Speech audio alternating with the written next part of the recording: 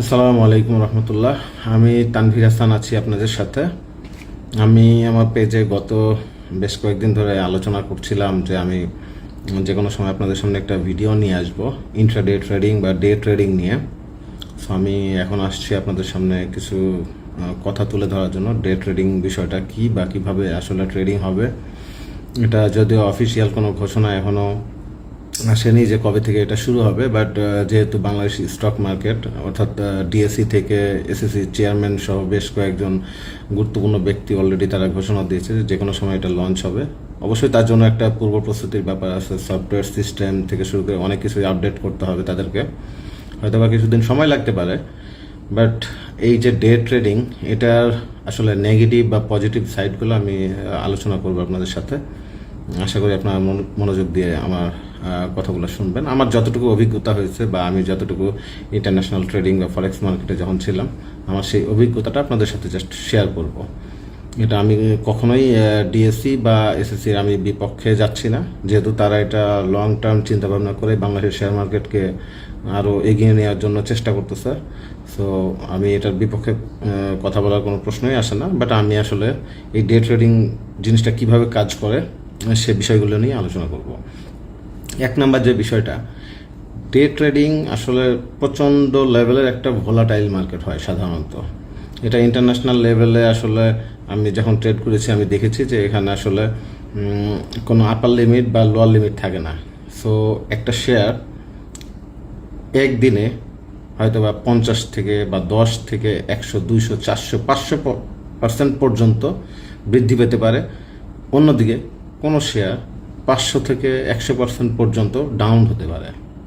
অর্থাৎ যেহেতু এখানে কোনো আপার লিমিট বা লোয়ার লিমিট থাকে না, সো এই মার্কেটটা অনেক বেশি ভোলাটাইল হবে। এখানে কিছু মানুষ হিউজ গেইনার হবে, আবার কিছু মানুষ হিউজ লুজার হবে। সো এটা একটা পয়েন্ট। 2 নাম্বার পয়েন্ট হচ্ছে যে এই মার্কেটে ক্লোজিং যে পয়েন্টটা, অর্থাৎ আমরা নর্মালি যেটা বাংলাদেশের স্টক মার্কেটে দেখি যে আপনি হয়তো বা কোনো একটা শেয়ার 100 টাকায় হয়তো বা দিন শেষে আপনি লেনদেন করতেছেন, কিন্তু ক্লোজিং রেট দেয় হয়তো বা 99 টাকা 60 পয়সা বা 98 টাকা অথবা 102 টাকা।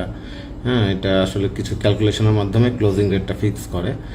বাট ইন্টারডে ট্রেডিংয়ের ক্ষেত্রে যেটা লাস্ট প্রাইসের যে ট্রেড হবে সেটাই হবে সেদিনের ক্লোজ রেট। হ্যাঁ, সো এইখানে আসলে একদম শেষ মুহূর্ত পর্যন্ত আপনাকে ওয়েট করতে হবে যে আজকের দিনের ক্লোজ রেট কত হচ্ছে, পরের দিন ঠিক ওই জায়গা থেকে শুরু হবে।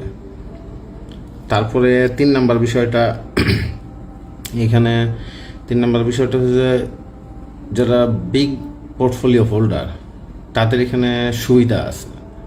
কীরকম, যে ইনস্টিটিউট বা যারা বড় ধরনের মার্কেট মেকার বা হিউজ পোর্টফোলিও হোল্ডার, তারা একটা শেয়ার যখন কিনবে, সাপোজ আপনি বেক্সিমকোর কথা চিন্তা করেন। বেক্সিমকো কোন একটা শেয়ার হয়তোবা যেগুলো মোটামুটি তুলনামূলক এই 30টা কোম্পানির মধ্যে যেটা মনে করেন যে একটু হয়তোবা লো পেড আপ হইতে পারে, দেখা যাচ্ছে তারা হিউজ পরিমাণে বাই করতে করতে একটা 30 টাকার শেয়ার 50 টাকা উঠাই ফেললো। তো যেহেতু আপনি বা আমি জানি যে শেয়ারগুলো 10 থেকে 500% পর্যন্ত বাড়তে পারে, সো আপনি 30 টাকা হয়তো আপনি ঢুকলেন, 40 টাকা ঢুকলেন আপনি, কিন্তু প্লেয়াররা হয়তো বা এটাকে একদিনে 100 টাকা নিয়ে চলে গেল বা 200 টাকা নিয়ে চলে গেল। হ্যাঁ, আপনারা কিন্তু এই আশাতে থাকবেন যে আপনি যখন 60 টাকা রেটে কিনবেন যে এটা হয়তো বা 100 টাকা যাবে, এই ভাবনায়। সো যারা এখানে বড় পোর্টফোলিও হোল্ডার, মূলত তারা এটা মেনটেন করবে যে তারা আসলে কোথায় নিয়ে যে তাদের হোল্ড করা স্টকগুলো ডেলিভারি দিবে। এটা যেহেতু কোনো টাইম ফ্রেম নাই, অর্থাৎ আপনি নিজে যখন কিনবেন আপনি সাথে সাথে 1 সেকেন্ড পরে আপনি কিন্তু সেল করে দিতে পারবেন। হ্যাঁ, সো দেখা যাচ্ছে কোনো একটা শেয়ার আপনি 27 টাকায় কিনলেন, 1 মিনিট পরে দেখতেছেন যে সেটার দাম হয়তো 27 টাকা 50 পয়সা, আপনি কিন্তু সেল করে প্রফিট নিয়ে নিতে পারবেন।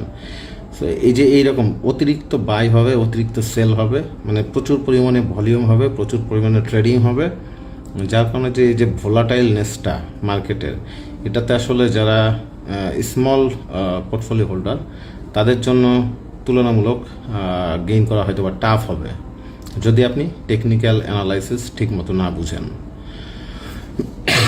3 নম্বর পয়েন্টটা আছে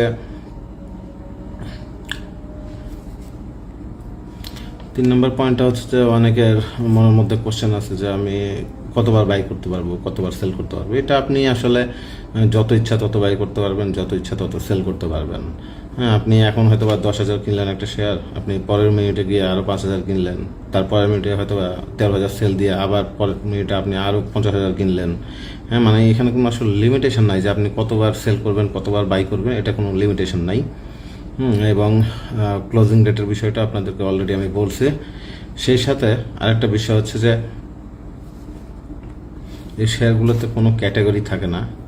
নর্মালি যেটা হয় যে হয় আপনাকে ওটিসি মার্কেটের কিছু স্টক, আমি বাইরের দেশে বিশেষ করে ইউএসএ মার্কেটে দেখছি যে ওটিসি গ্রুপের কিছু শেয়ার ট্রেডিং হয়, বাট ওটার ক্ষেত্রে আসলে ওই রকম ক্যাটাগরি না যে আপনি একদিনে নিয়ে 3 দিন পরে সেল করবেন, এরকম কোনো নিয়ম নেই।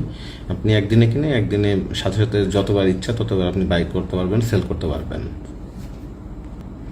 আর একটা পয়েন্ট হচ্ছে যে কোনো একটা শেয়ার যখন আপনি 30 টাকার থেকে হয়তো বা কোনো বিগ পোর্টফোলিও হোল্ডার সেটাকে বাই করতে করতে করতে করতে হয়তো বা 50 টাকা উঠায় ফেলছে, এখন আপনিও ঢুকলেন হয়তো বা 50 টাকা রেটে।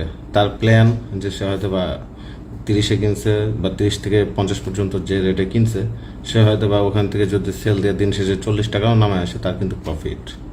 বাট যে লোকটা 50 টাকা বা 45 টাকা লেভেলে ঢুকলো, সে কিন্তু যদি মনে করে যে হ্যাঁ আমার আজকেই অ্যাকাউন্টটা ক্লোজ করতে হবে বা আমাকে পোর্টফোলিওতে টাকাটা অ্যাডজাস্ট করতে হবে, সে দেখা যাচ্ছে শেষ মুহূর্তে গিয়ে দেখা যাচ্ছে যে বায়ার নাই। তখন করবে কি, যারা পাবলিক বা ছোট পোর্টফোলিও হোল্ডার, তারা হয়তো বা দিন শেষে দেখা যাচ্ছে আবার সেটাকে 30 টাকার জায়গায় 25 টাকা নামায় ফেলতে পারে। এখন যে বড় পোর্টফোলিও হোল্ডার, যে কিনা 30 টাকা থেকে 50 টাকা পর্যন্ত নিয়ে গেছে এবং অলরেডি প্রফিট নিয়ে ফেলছে, সে দেখা যাচ্ছে পরের দিন আবার সে এটা 25 টাকার থেকে 60 টাকা উঠে ফেললো। আবার ক্ষুদ্র বিনিয়োগকারী বা ছোট পোর্টফোলিও হোল্ডার, তখন তারা কি করবে, যে লোকটা আগের দিন 25 টাকায় সেল করছে, সে যে আবার তখন 60 টাকায় কিনবে। হ্যাঁ, কিসের আশায় যে এটা হয়তো 100 যাবে। এই যে মানে এত হিউজ পরিমাণে ভোলাটিলিটি হবে এই মার্কেটটা, হ্যাঁ ভোলাটাইল হবে। তো এই জিনিসটা আসলে মানে যারা ক্ষুদ্র বিনিয়োগকারী তাদের জন্য ওই যে বললাম যে সোনার হরিণ অথবা মানে অনেক দুঃখের কারণ হইতে পারে। হ্যাঁ, যে এখানে আসলে হিউজ ওয়ান কাইন্ড অফ যারা গ্যাম্বলিং করে, হ্যাঁ, তাদের কন্ট্রোলে চলে যেতে পারে এই মার্কেটটা। এটা আমার মানে ব্যক্তিগত ধারণা। সো যারা টেকনিক্যাল অ্যানালাইসিস, বিশেষ করে সাপোর্ট, রেজিস্ট্যান্স, হ্যাঁ, বা আপ ট্রেন্ড, ডাউন ট্রেন্ড, এই জিনিসগুলো অনেকে হয়তো বা বুঝে না বুঝে বাংলাদেশে অনেক বিনিয়োগকারী ইনভেস্ট করে। আমি তাদেরকে বলবো যে তারা এগুলো মোটামুটি একটু শিখে আপনারা ইনভেস্ট করবেন, তাহলে দেখবেন যে মার্কেটের সাথে আপনি অ্যাডজাস্ট করতে পারবেন। আদারওয়াইজ এটা কিন্তু খুব টাফ হবে। আরও কিছু বিস্তারিত নিয়ে আমি সামনে ইনশাল্লাহ আলোচনা করব। তবে আজকে এসএসসি চেয়ারম্যান একটা স্টেটমেন্ট দিয়েছে যে যারা ফেসবুক বা ইউটিউবে হয়তোবা অ্যানালাইসিস প্রোভাইড করে বা শেয়ার নিয়ে আলোচনা করে, হয়তোবা এই জিনিসটা তারা বন্ধ করে দিতে পারে। সেক্ষেত্রে হয়তোবা আমার পেজটা বন্ধ হয়ে যেতে পারে বা আমি বন্ধ করে দিতে পারি। তবে এটার যেহেতু এখন পর্যন্ত আনুষ্ঠানিক ঘোষণা বা অফিসিয়াল যে ডিক্লারেশন সেটা এখনও আসে নাই, এটা আসা পর্যন্ত আমি অপেক্ষা করব। তবে আমাদের উদ্দেশ্য থাকবে, যদি এটা আমি করি বা পরবর্তীতে পেজে যদি পোস্ট করিও, সেটা অবশ্যই শিক্ষামূলক আলোচনা থাকবে। বিশেষ করে support, resistance, demand zone, supply zone, এই জিনিসগুলো নিয়ে আলোচনা করবো ইনশাল্লাহ। আর আপাতত এ পর্যন্তই। পরের কোনো ভিডিওতে আবার ইনশাল্লাহ আপনাদের সাথে তথ্য শেয়ার করব। সবাই ভালো থাকবেন, সুস্থ থাকবেন। শুভরাত্রি। আসসালামু আলাইকুম।